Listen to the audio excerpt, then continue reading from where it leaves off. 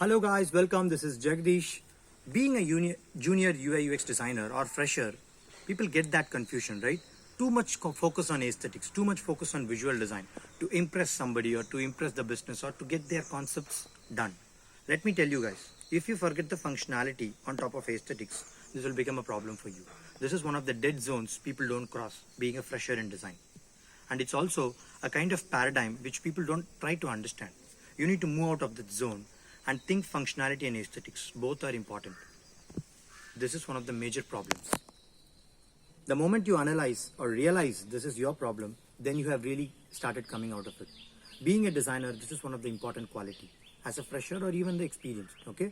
So are you excited to learn 3 secrets of design which can make you come out of any zone? Stay tuned at Sunday, May 14, 10 a.m.